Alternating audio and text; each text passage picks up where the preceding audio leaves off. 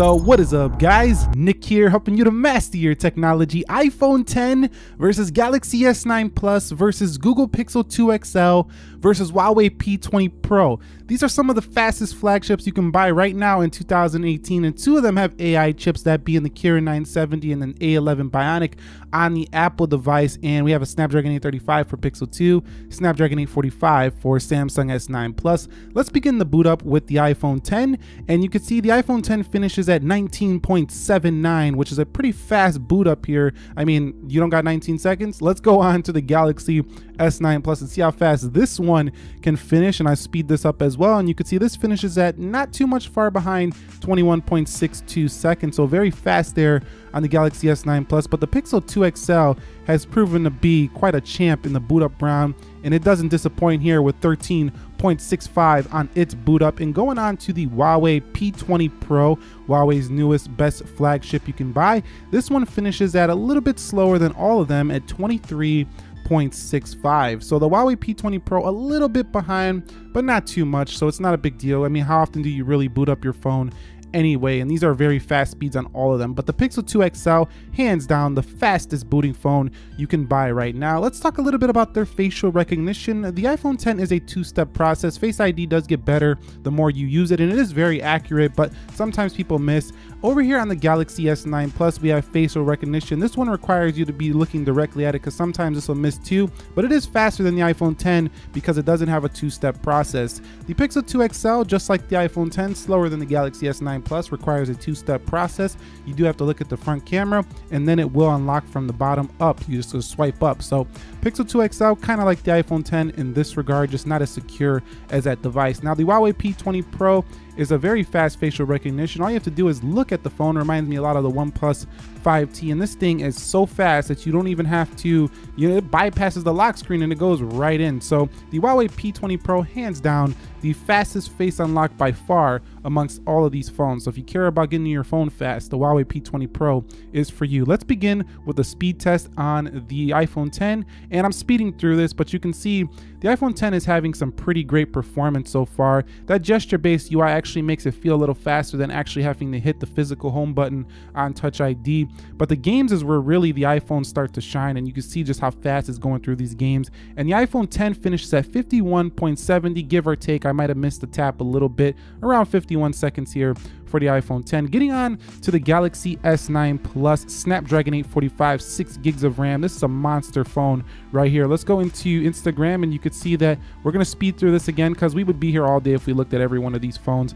But Chrome, Lightroom, everything's opening pretty quick, and you could see a little bit of a twitch there when opening games. It doesn't look as fluid as the iPhone, but it's still a very fast device. Geekbench and speed test, and you could see the Samsung finishes at 50.16, so faster than the iPhone 10 on this single round of applications. Going on to the Google Pixel 2 XL, you can see everything is closed out, and the Pixel 2 XL has extremely fast animations, as you can see right here. Same speed, we're speeding through it, and you can see it's just very quick to open these applications in terms of that animation, a lot like the OnePlus 5T in my opinion. So the Google Pixel 2 XL on this single round finishes at 47.64, so faster than both iPhone 10 and Galaxy S9 Plus on the single round. So let's go into the Huawei P20 Pro now. This is the one we really want to see here. 6 gigs of RAM, Kirin 970, and you can see opening similar amount of apps here. This one is very fast as well, and we're closing in on the games, where the game's a little bit slow on the Huawei P20 Pro in comparison to the others, which slowed the score down just a little bit, especially on the more heavier game like Dead Trigger. And then we got into the speed test, and this finishes at 55.46, so the slowest of the bunch here when it comes to the single round of application speed. And the Google Pixel 2 XL hands down wins the first round. Now we're going to quickly just look at the multitasking just to see how they perform in reloading these applications. And the iPhone 10 is perfect, spot on. There wasn't one reload, just perfect performance there for the iPhone 10. Now the Galaxy S9 Plus, a little bit slower when it comes to that animation when reopening applications, not as fluid as the iPhone 10, but I would say say just about even. It's just slightly behind when it comes to that fluidity. I mean, just very slightly.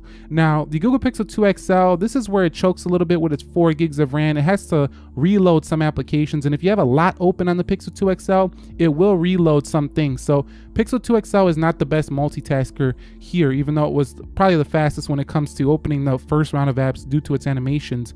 Now, the Huawei P20 Pro was actually more fluid than the Galaxy S9 Plus and the Pixel 2 XL when it comes to the multitasking, almost perfect like the iPhone 10. So the P20 Pro is a very impressive RAM management phone. So if you do want to do some multitasking on your phone, you want the iPhone 10 or the P20 Pro. They both feel very fluid, very similarly fluid when doing such things. Now, the iPhone 10 just obliterates the Android competition when it comes to its Geekbench score. I mean, we're talking massively larger scores on the iPhone 10, like MacBook level. The Galaxy S9 Plus gets close, but the Pixel 2 XL and the P20 Pro are a little bit behind as they are utilizing last year's processors. Now, let's get into the speedtest.net score, and you could see that they all did very well here, actually very similar. It is the same network, but you know, this depends on your network.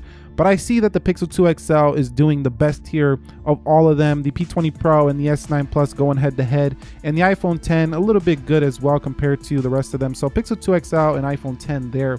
Now, if you do pick up one of these, which one is the fastest phone? I think for most power, you know, for the longest term, probably the iPhone 10 out of all of these. On paper, it has the fastest processor. It doesn't have as much RAM, so multitasking, you might want to look at the P20 Pro or the S9 Plus. Now, the Pixel 2 XL is very fluid, has fast animations in the day-to-day, but I think you would want to pick the P20 Pro or the iPhone 10 if you want a better long-term multitasking experience. They're going to be great, but I think the most well-rounded and fastest feeling phone, if you're only going to keep the phone for a couple years on the day-to-day right now, is the Samsung Galaxy S9 Plus. This phone feels very well-rounded and opening on the single core speeds and even on the multi-core. So the S9 Plus to me is the fastest feeling phone on the day-to-day right now. It's fluid for an Android phone. It's very fast. It's faster than iPhone 10 when it comes to just how fast the applications look to open, but they're all very fast. You can't go wrong with any of them. Do you agree with my opinions here, my take here? Let me know down below. If you found this video helpful, enjoying, entertaining, informing, click that like button for me. And if you're new here, subscribe for more.